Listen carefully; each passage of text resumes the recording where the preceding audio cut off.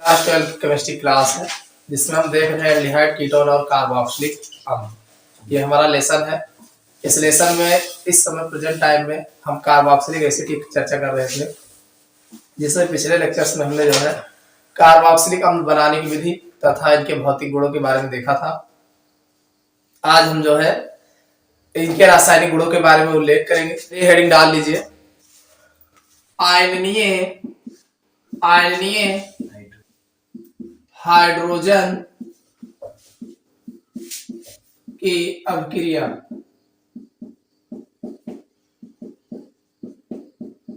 आयनीय hydrogen की अभिक्रिया। देखिए, जो कार्बोक्सिलिक अम्ल में लास्ट में जैसे कार्बोक्सिलिक अम्ल है RCOOH, तो ये H जो है RCOO नेगेटिव चार्ज बनाता है और H प्लस चार्ज बनाता है। तो ये जो H प्लस चार्ज है, ये जो आयन बनते हैं, इस प्रकार की अभिक्रिया देखेंगे केवल हाइड्रोजन जो है निकलेगा, वहां पे कोई चीज आकर के लगेगा। तो इसमें सबसे पहले अभिक्रिया है प्रबल धन विद्युतीय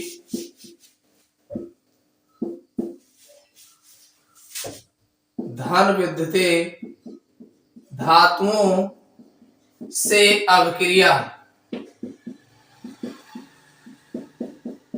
प्रबल धन विद्युतीय धातुओं से अभिक्रिया, ये पहले टाइप की अभिक्रिया देखेंगे। इसमें होता क्या है, मान लीजिए हमारा HCOH है, यह आपका फॉर्मिक एसिड है। फॉर्मिक एसिड, अब फॉर्मिक एसिड पे अगर हम प्रबल धातु, प्रबल मतलब जो प्रबल स्ट्रॉन्ग धातु होते हैं, ठीक है, प्रबल धातु ज्यादा क्रियाशील धातु होते हैं। तो प्रबल धातु की अगर हम अभिक्रिया कराते हैं तो ये क्या करता है, यहाँ जुड़ जाएगा और लवण बनाएगा, साथ में हाइड्रोजन गैस जो है निर्मुक्त करते हैं। तो ये बन जाएगा HCOONA और प्लस H2 गैस निकालेंगे, तो ये बन जाएगा सोडियम फॉर्मेट। इसी तरीके से मान लीजिए आप एसिटिक एसिड ले लीजिए CH3COOH, और इस पर भी अगर आप Na मेटल्स की अभिक्रिया करा दें, ये है एसिटिक एसिड, तो इस पर भी वही होगा, ये बन जाएगा CH3COONA और प्लस H2। समझ में आया? ये है सोडियम एसीटेट। कहने मतलब जब हम कार्बोक्सिलिक अम्ल पर प्रबल धातु Na के आदि की अभिक्रिया कराते हैं तो हमें जो है लवण तथा हाइड्रोजन गैस प्राप्त होती है। कार्बोक्सिलिक अम्ल है, ये सोडियम है जी, तो सोडियम और कार्बोक्सिलिक अम्ल की अभिक्रिया कराओगे तो हाइड्रोजन गैस निकलेगी, बाकी इसी में लग जाएगा। एक प्रकार का साल्टी ही तो है। दूसरी अभिक्रिया है क्षारों से अभिक्रिया। क्षारों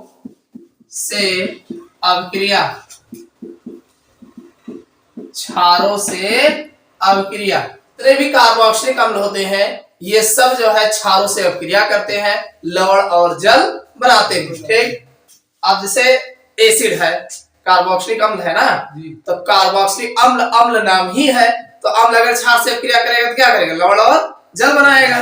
तो सीधी सी बात है, जैसे मान लीजिए ये आपका HCOOH है फॉर्मिक एसिड, आपने NaOH से अभिक्रिया करा दिया।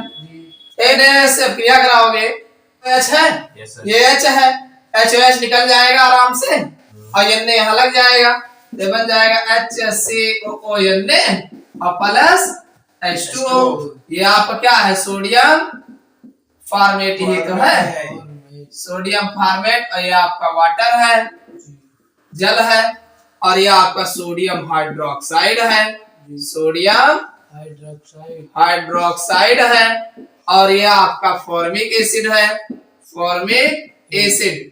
इसी तरीके से अगर आप एसिटिक एसिड ले लेते हैं CH3COOH और प्लस NaOH, सेम रिएक्शन हो जाएगा, H निकल के OH के साथ H2O बना लेगा, Na यहाँ लग जाएगा, तो ये बन जाएगा CH3COONA और प्लस H2O। इसका नाम है सोडियम एसीटेट। समझ में आया कि नहीं? और ये एसिटिक एसिड है। एसिटिक एसिड कहने मतलब जब हम कार्बोक्सिलिक अम्ल को क्षारों के साथ अपक्रिया कराते हैं तो लवण और जल प्राप्त होता है। डाल लो, धातु कार्बोनेटो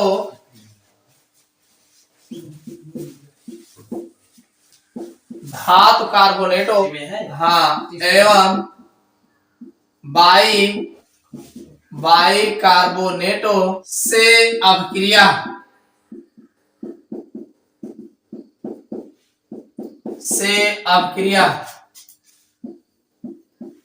धातु कार्बोनेटो एवं बाई कार्बोनेटो से अपक्रिया के जितने भी कार्बोक्सिलिक अम्ल होते हैं ये धातु कार्बोनेट तथा बाई कार्बोनेटो से अपक्रिया करते हैं। देखो कार्बोनेट है ना, कार्बोनेट होगा चाहे बाई कार्बोनेट होगा तो CO2 होना स्वाभाविक है, तो उसमें CO2 जो है बनेगा। देखो कैसे बनता है, ये आपका HCOOH है, फॉर्मिक एसिड है। इस पर आप बाई कार्बोनेट NaHCO3, ये है सोडियम बाई कार्बोनेट,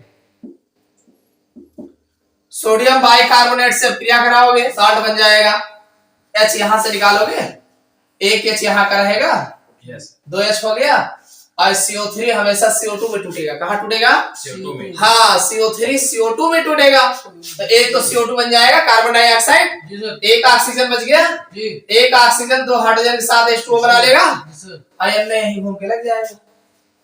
समझ में आया कि नहीं? तो ये आपका बन गया HCOONA plus CO2 plus H2O। समझ में आ गया कि नहीं? ऐसे एसिटिक एसिड ले लो, CH3COOH प्लस NaHCO3 हाँ CH3COONA प्लस प्लस कितना आसान क्रिया।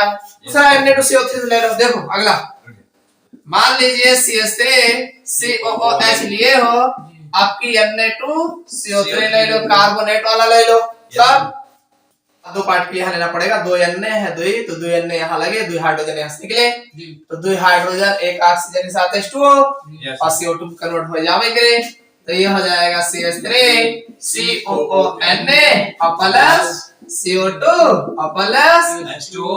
कितना आसान क्रिया है, समझ में आया नहीं? तो कहने मतलब जब हम कार्बोक्सिलिक अम्ल की अपक्रिया धातु कार्बोनेट या सोडियम बाई कार्बोनेट के साथ अपक्रिया कराते हैं तो लवण, जल और कार्बन डाइऑक्साइड बनता है। समझ में आ गया ना? ये कार्बोनेट है और ये बाई कार्बोनेट है, लिखा है ना सोडियम बाई कार्बोनेट, ये है सोडियम कार्बोनेट, सोडियम कार्बोनेट नाम लिख लेना, सोडियम एसीटेट, सोडियम एसीटेट, इनका जन्म करा था एस्टिक एसिड, एस्टिक एसिड। ये है फॉर्मिक एसिड, फॉर्मिक एसिड, और ये है सोडियम फॉर्मेट।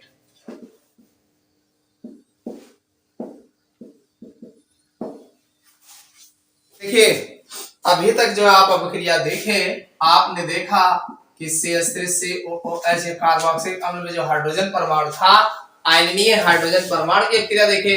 अब ध्यान सुनिए, अब हम जो अपक्रिया बताएंगे उसमें ध्यान सुनिए, ये OH हाइड्रोक्सिल समूह दिख रहा है, तो अब जितनी अपक्रिया बताएंगे हाइड्रोक्सिल समूह की अपक्रिया बताएंगे, ठीक है?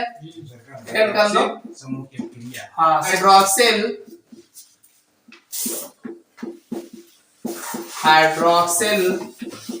समूह के अपक्रिया, हाइड्रोक्सिल समूह की अपक्रिया। अब जितनी अपक्रिया आप देखेंगे सब में OH समूह की अपक्रिया देखेंगे, जो भी बिगड़ाव होगा, जो भी नया जुड़ेगा, OH समूह हट करके वहीं पर अपक्रिया करेंगे। तो इसमें अगला नंबर उसी को बढ़ा लो, अल्कोहल से अपक्रिया। किससे? अल्कोहल, अल्कोहल से अपक्रिया, रिएक्शन विद अल्कोहल।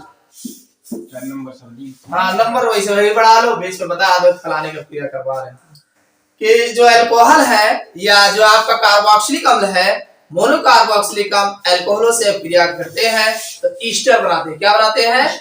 ईस्टर बनाते हैं। देखो कैसे बनाएंगे। तो अल्कोहल जो है आप जानते हैं HCOOH है, फॉर्मिक एसिड है।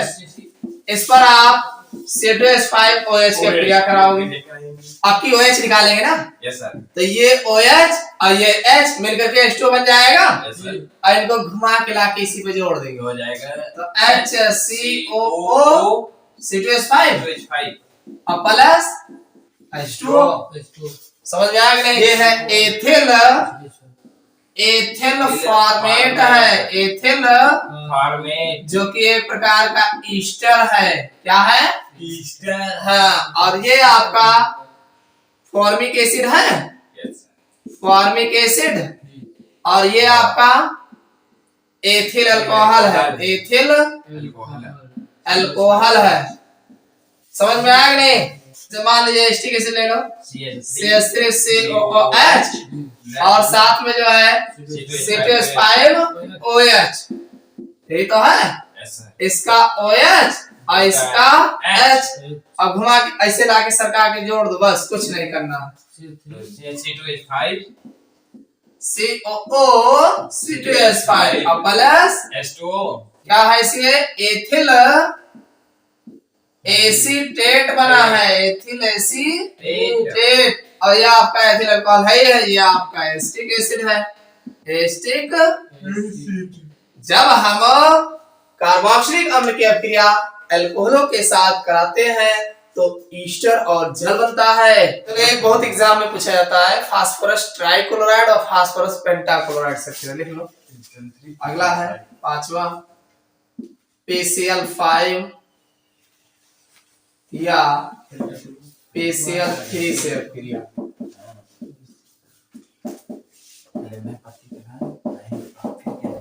फास्फोरस ट्राइक्लोराइड या फास्फोरस पेंटाक्लोराइड से अभिक्रिया, ये भी एग्जाम में पूछे जाते हैं, कई बार बता भी चुके हैं, फिर भी आप फिर से देख लो, ये ना रहे कि हाँ नहीं जानते। हमने आपको कई बार बताया है कि जब भी PCl3 की अभिक्रिया होती है तो H3PO3 बनता है। क्या बनता है? H3PO3। हाँ, तो जैसे मान लीजिए आपका हो जाएगा एस्टिक एसिड ले लो, CH3COOH और प्लस PCl3।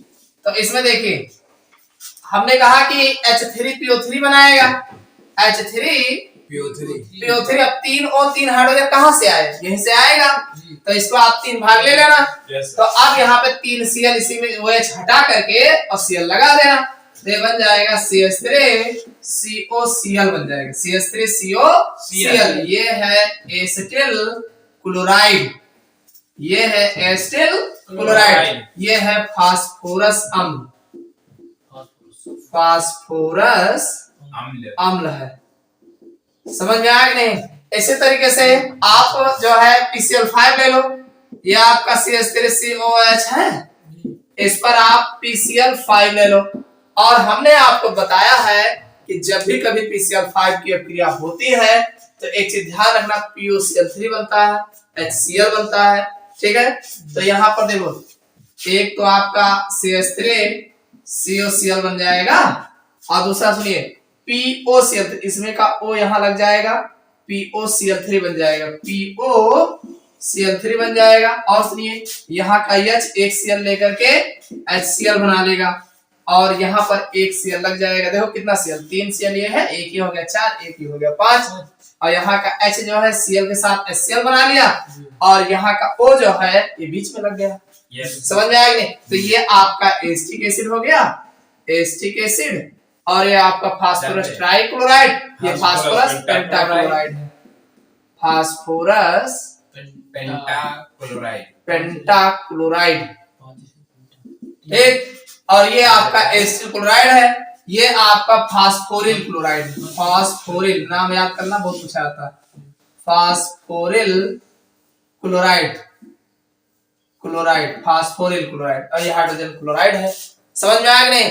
कि जब हम एस्टिक एसिड की अभिक्रिया PCl3 अथवा PCl5 से कराते हैं तो एस्टिल क्लोराइड प्राप्त होता है। समझ में आ गया? Yes sir. लिख लो फट से। चलो अगली अभिक्रिया लिख लो, निर्जलीकरण। अगला है निर्जलीकरण, डिहाइड्रेशन, निर्जलीकरण। कार्बोक्सिलिक अम्ल में से जल के अणुओं का बाहर निकलना निर्जलीकरण कहलाता है। कैसे? यह आपका CH3COH है, देखो P2O5 फास्फोरस पेंटाऑक्साइड जो होता है ये निर्जलीकारक के रूप में प्रयोग किया जाता है। किसके रूप में?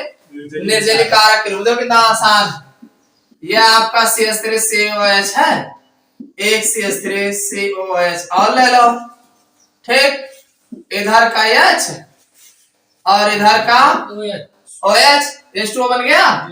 CH3CO है, अब बीच में हो तो क्या बन गया? एसिटिक एनहाइड्राइड बन गया। क्या बन गया? Acetic anhydride. हाँ, तो CH3CO का होल ट्वाइस O और प्लस H2O, नहीं समझ में आया?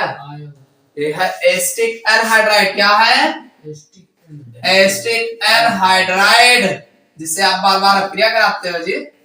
ये एसिटिक एनहाइड्राइड है, इनका जब वही गलत हो, एसिटिक एसिड है, एसिटिक एसिड है। समझ में आया कि नहीं? कि जब हम एसिटिक एसिड के फास्फोरस पेंटाऑक्साइड के साथ अपक्रिया कराते हैं, निर्जलीकरण कराते हैं, तो एसिटिक एनहाइड्राइड प्राप्त होता है। अगले टाइप की अपक्रिया जो होगी, तीसरे टाइप की कार्बोनिल